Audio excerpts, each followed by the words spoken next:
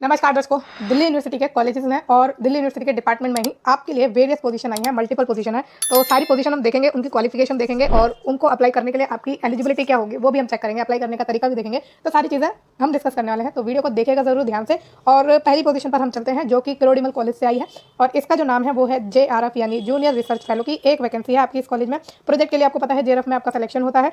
Duration की बात करें तो 3 साल की ड्यूरेशन है आपके लिए।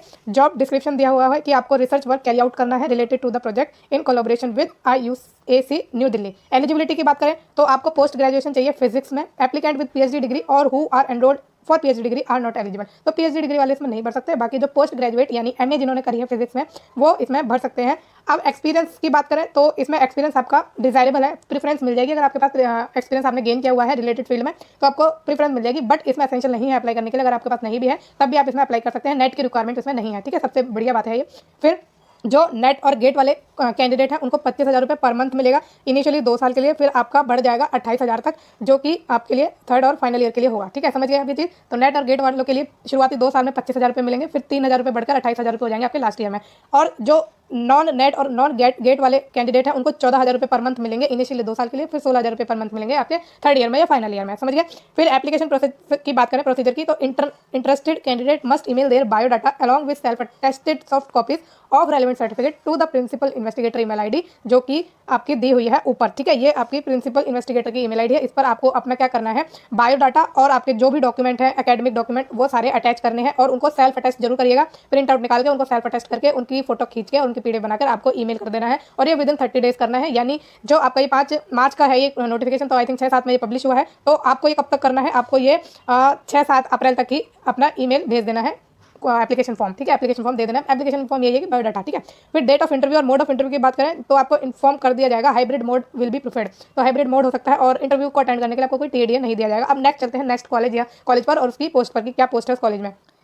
ये आपका जो कॉलेज है ये है शिवाजी कॉलेज और इसमें जो आपकी पोस्ट आई है वो सीनियर पर्सनल असिस्टेंट की आई है। ये भी कॉन्ट्रेक्चुअल बेसिस पर है, इनिशियली 6 मंथ के लिए रहेगा और बाद में ये एक्सटेंड कर दिया जाएगा आपकी परफॉर्मेंस के बेस पर। अब इसमें एक वैकेंसी है वो अनरिजर्व के लिए है, एज लिमिट इसके लिए 35 साल इन्होंने रखी है और इसमें बेसिक पे आपको 44,900 रुपये मिलेगा पर मंथ और उसके साथ अलाउंसेस भी मिलेंगे DA जो कि आपका महंगाई भत्ता होता है। ठीक है, अब एलिजिबिलिटी की बात करें तो एलिजिबिलिटी चेक कर लेते हैं। ये आपका फॉर्म है जो आपको फॉर्म भर के देना है, ऑफलाइन या ऑनलाइन देख लेंगे अभी हम कैसे देना है। तो सीधा एलिजिबिलिटी चेक कर लेते हैं, कहाँ है इसकी एलिजिबिलिटी। तो ये है आपकी एलिजिबिलिटी। ग्रुप बी की आपकी पोजीशन है, पे लेवल इसका क्या है 7 है। और एजुकेशन क्वालिफिकेशन की बात करें कि अगर आपके पास बैचलर डिग्री है किसी भी डिसिप्लिन में किसी भी स्ट्रीम में तो आप इसमें अप्लाई कर सकते हैं। इसके साथ आपको 3 साल का एक्सपीरियंस भी चाहिए जहां आपने काम किया हो as private secretary, personal assistant, stenographer, executive assistant, executive secretary. तो इनमें से किसी एक पोस्ट पर आपने काम किया हो और वो काम आपने किसी गवर्नमेंट के डिपार्टमेंट में, यूनिवर्सिटी में या ऑटोनोमस बॉडीज में या PSUs में या एजुकेशनल इंस्टीट्यूशन में जो कि रिकॉग्नाइज्ड हो गवर्नमेंट द्वारा उसमें किया हो तो आप इसमें अप्लाई कर सकते हैं। इसमें आपका स्किल टेस्ट होगा, डिक्टेशन के लिए टाइम दिया जाएगा 10 मिनट का और एवरेज स्पीड 100 की होनी चाहिए, 100 वर्ड पर मिनट। ट्रांसक्रिप्शन के लिए 40 मिनट दिए जाएंगे इंग्लिश में और 55 मिनट दिए जाएंगे हिंदी के लिए। कंप्यूटर में आपको करना है। कंप्यूटर प्रोफिशिएंसी की बात करें तो typing skill, word processing, spreadsheet, internet, email communication, basically computer की नॉलेज और कंप्यूटर ऑपरेशन आपको आना चाहिए। ये आपके डिजायरेबल है कि अगर आपने कंप्यूटर एप्लीकेशन साइंस में कोई भी डिग्री डिप्लोमा ले रखा है तो आपको प्रेफरेंस मिलेगी। आपने डिप्लोमा ले रखा है office management and secretarial practice में तो आपको प्रेफरेंस मिल जाएगी और knowledge of service rule applicable for central government establishment तब भी आपको इसमें प्रेफरेंस मिल जाएगी। तो ये आपकी एसेंशियल क्वालिफिकेशन है। एज लिमिट मैंने आपको बता ही दिया 35 साल है। अब इसमें आपका हम देखेंगे कि मेथड ऑफ रिक्रूटमेंट या आपका सिलेक्शन कैसे होगा। ठीक है, वो चीज़ देख लेते हैं। तो इसमें आपका रिटन टेस्ट होना है और स्किल टेस्ट होना है। रिटन टेस्ट के लिए जो आपका एग्जाम होगा उसका हम देख लेते हैं क्या स्कीम है।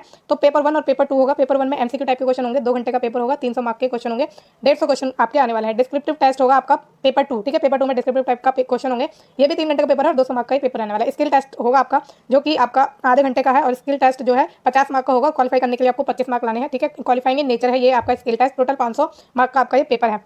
अब आगे बात करें तो इसमें आपका कंपोनेंट दे रखे हैं कि क्या क्या आपका आने वाला है सिलेबस। ठीक है, तो question pertaining to specific area of the post concern. ठीक है, तो इसमें आपके 50 क्वेश्चन होंगे 100 मार्क के, जनरल अवेयरनेस 25 क्वेश्चन होंगे 50 मार्क के, रीजनिंग एबिलिटी 25 क्वेश्चन होंगे 50 मार्क के, मैथमेटिकल एबिलिटी 25 क्वेश्चन होंगे 50 मार्क के और इंग्लिश हिंदी का पेपर होगा जिसमें 25 क्वेश्चन 50 मार्क के होंगे। ठीक है, 25 क्वेश्चन 50 मार्क के होंगे। इस तरह आपका 150 क्वेश्चन हो जाएंगे 300 मार्क के। डिस्क्रिप्टिव टाइप की बात करें तो 200 का ही है नंबर का और ये आपका पूरा सिलेबस दे रखा है कि क्या क्या इसमें आना है। तो मेरी आपसे रिक्वेस्ट यही है कि आप इसको खुद से पढ़ें, खुद ही जांचें कि इसमें क्या क्या आना है क्या क्या नहीं आना, जिससे आपको क्लियरिटी रहेगी कि आपने क्या पढ़ लिया है, कितना क्या चीज़ आपकी स्ट्रॉन्ग है, किसमें आप वीक हैं। तो इस तरीके से आप अपनी तैयारी बेहतरीन तरीके से कर पाएंगे। तो किसी भी एक आइडल जो एस्पिरेंट होता है उसमें यही होता है चीज़ें कि वो खुद सिलेबस पढ़ता है और खुद एनालाइज खुद के लिए करता है कि वहाँ उसकी कहाँ पर कमी रह रही है, कहाँ पर वो स्ट्रॉन्ग है। तो दोनों को साथ में लेकर चलता है, इस तरह से उसकी तैयारी अच्छी रहती है। फिर डिस्क्रिप्टिव टाइप का क्वेश्चन है, इसमें आपसे बेसिक नॉलेज पूछी जाएगी और ये होगी आपकी pertaining to functional procedural aspect of work profile of the post concern. ठीक है, तो जो आपकी पोस्ट है सीनियर पर्सनल असिस्टेंट की, इसकी वर्क प्रोफाइल, इसकी फंक्शनल और प्रोसीजरल एस्पेक्ट के रिलेटेड क्वेश्चन होंगे। 100 मार्क के आपके क्वेश्चन होंगे, 10 क्वेश्चन आएंगे, 10 मार्क का एक क्वेश्चन होगा। ठीक है,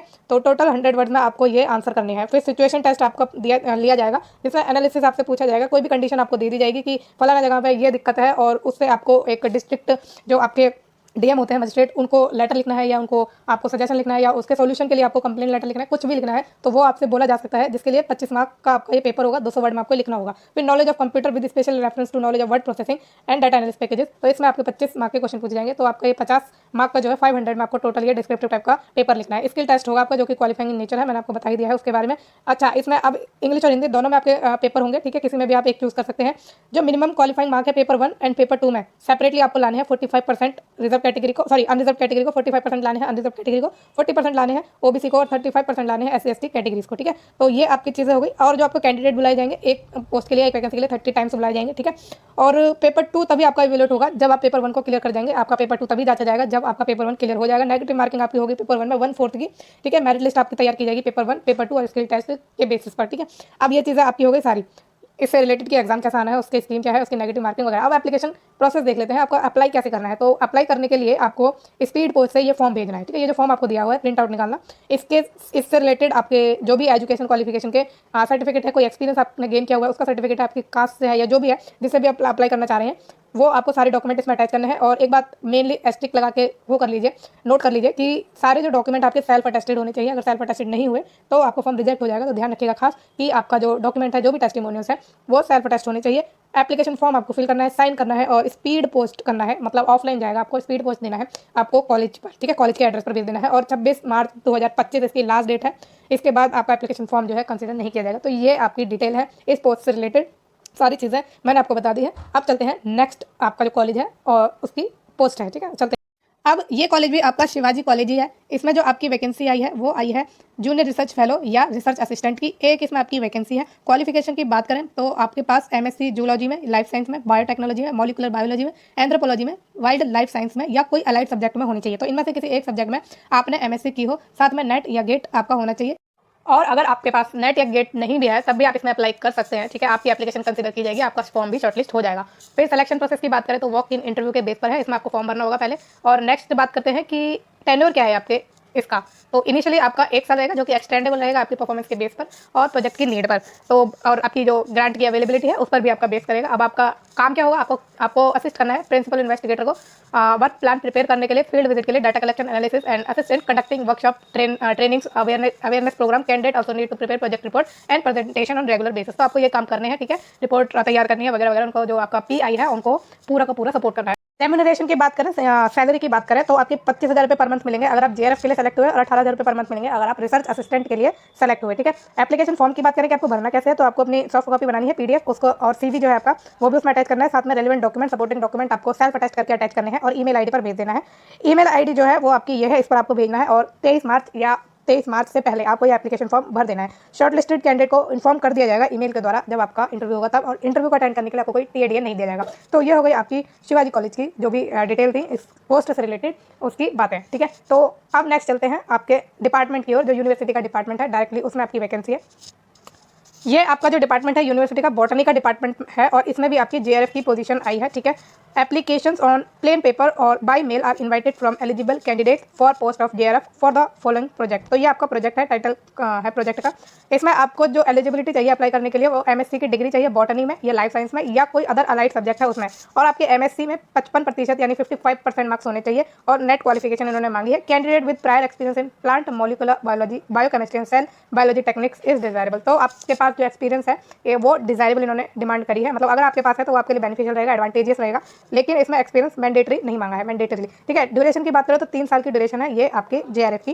फेलोशिप जो है फंडेड है आपका ड्यू रूल्स के अकॉर्डिंग। हाउ टू अप्लाई की बात करें तो आपको डिटेल सीवी बनाना है, उसे 30 दिन के अंदर अंदर जो एडवर्टाइज वेबसाइट है यूनिवर्सिटी की वहाँ पर भेज देना है, या फिर ईमेल आईडी करनी है प्रिंसिपल इन्वेस्टिगेटर पर। ठीक है, तो मतलब जो यूनिवर्सिटी के इस प्रोजेक्ट के लिए जो प्रिंसिपल इन्वेस्टिगेटर है उनकी ईमेल आईडी पर आपको भेज देना है, या फिर आपको पोस्ट भी कर सकते हैं। ये ऑफलाइन ऑनलाइन दोनों का ऑप्शन आपको दिया है। ईमेल आईडी जो है वो प्रिंसिपल इन्वेस्टिगेटर की है, और जो आपकी पोस्ट के लिए एड्रेस होगा वो आपका यूनिवर्सिटी का एड्रेस है। तो इसमें ये बात कही गई है, समझ गए आप? कंफ्यूज तो नहीं हुए? क्योंकि मुझे ऐसा लगा शायद आप कंफ्यूज होंगे, तो क्लियरली एक बार सुन लीजिए कि यूनिवर्सिटी का जो एड्रेस है बॉटनी के लिए उस पर आपको भेजना है अगर आप ऑफलाइन भेज रहे हैं, और ऑनलाइन अगर भेज रहे हैं तो प्रिंसिपल इन्वेस्टिगेटर की ईमेल आईडी पर आपको फॉर्म भेज देना है। ठीक है, तो शॉर्ट लिस्टेड कैंडिडेट को इंटरव्यू के लिए कॉल किया जाएगा, और ऑल ओरिजिनल डॉक्यूमेंट आपको लेके जाने हैं अपने इंटरव्यू के टाइम पर। तो आपको ये चीज़ें करनी है। ठीक है, डॉक्यूमेंट भी अटैच करना आप जब फॉर्म भरेंगे भेजेंगे तब। अब नेक्स्ट चलते हैं आपकी पोजीशन और डिपार्टमेंट की तरफ। अच्छा, उससे पहले एक चीज़ है जो इसमें 30 दिन के अंदर लिखा है ना, तो आप इसे 5-6 अप्रैल तक आराम से भर सकते हैं, तो आप भेज सकते हैं। ठीक, अब चलते हैं। तो ये आपका डिपार्टमेंट है सोशल वर्क का डिपार्टमेंट, दिल्ली यूनिवर्सिटी में जो डिपार्टमेंट है। इसमें जो अपॉइंटमेंट होनी है पोस्ट के लिए वो है रिसर्च असिस्टेंट की फुल टाइम और पार्ट टाइम बेसिस पर। फिर है फील्ड इन्वेस्टिगेटर की पोस्ट। ठीक है, तो इसमें एक रिसर्च असिस्टेंट फुल टाइम के लिए अपॉइंट होगा और एक रिसर्च असिस्टेंट पार्ट टाइम के लिए। पार्ट टाइम का मतलब है कि आप जब रिसर्च असिस्टेंट के लिए जो है सेलेक्ट हो जाएंगे तो आप दूसरा काम भी इसमें या दूसरी जॉब भी कर सकते हैं, बट फुल टाइम में आप ऐसा नहीं कर सकते। ठीक है, ये इसमें अंतर है। बात करें कि इसमें लास्ट डेट क्या है अप्लाई करने की, तो 31 मार्च तक आप इसमें अप्लाई कर सकते हैं। रिसर्च असिस्टेंट फुल टाइम के लिए जो ड्यूरेशन है वो 6 मंथ के लिए है। इसमें आपको सैलरी 37,000 रुपये पर मंथ मिलेगी।